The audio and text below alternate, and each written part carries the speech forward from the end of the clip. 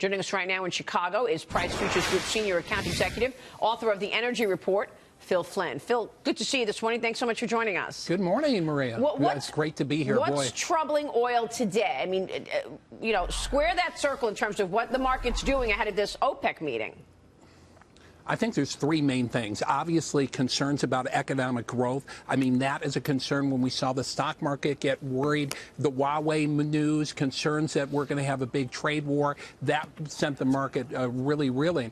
But also, too, uncertainty coming out of this OPEC cartel meeting today. You know, the trade was pretty much assuming that a production cut was a done deal. You know, that we'd see probably at least 1 million barrels from OPEC, maybe as much as 175,000 from Russia, up to 300,000 barrels a day.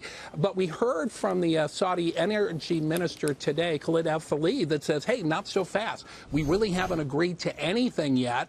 And we're going to kind of wait to see what Russia is going to come to the table with. You know, the Russians have been playing a little bit coy right now.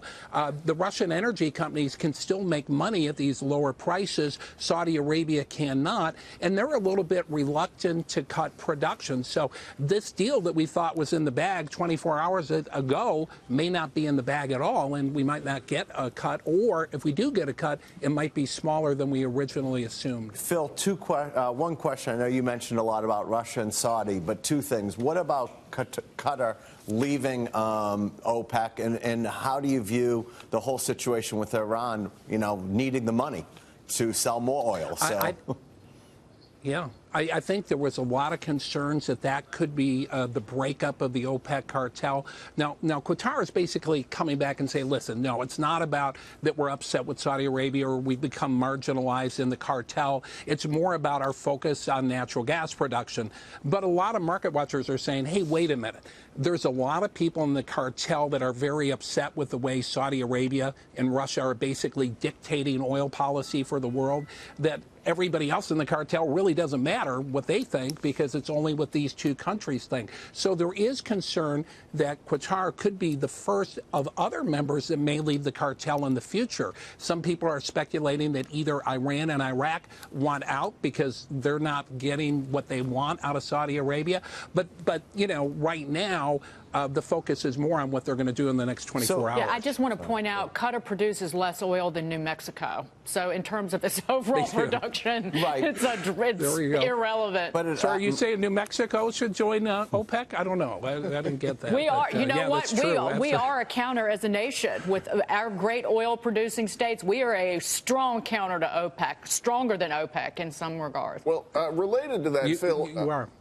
We used to generally think cheap oil is good for the U.S. economy. Obviously, since so much energy production has moved to the U.S., we now look at cheap oil, and a lot of people say, oh, that's going to reduce business investment. The president, with his tweet, obviously is still in that cheap oil is good camp. Do you have a view on the overall economic impact? Do we want it cheap or expensive for the greater economy?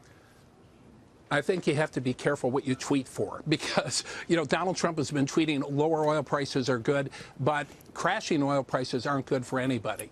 In the U.S., we've seen what has happened to the U.S. shale industry when prices have gone sub 50. We've seen bankruptcies. We've seen pullbacks in production. And even though the U.S. shale producers are stronger than they ever have been before, what I'm hearing from the shale patch right now is they don't like Donald Trump tweeting about lower oil prices. They're getting to their point of pain, and if prices fall any further, you are going to see a major pullback in the U.S. shale industry. Yeah, every time the president tweets about lower oil prices, that people who watch this program who live in Texas tweet the show going, wait a minute, buddy. Wait a second. Well, hey, we voted for you. You were a pro-energy guy. We had the CEO of Marathon Petroleum on yesterday, and he said we're about at the level now that shale companies are going to start seeing pressure if oil prices go any lower. And we could very well see production slow down as a result of where we are right now from the shale producers. So he was actually really worried in terms of what this current price means right here for shale.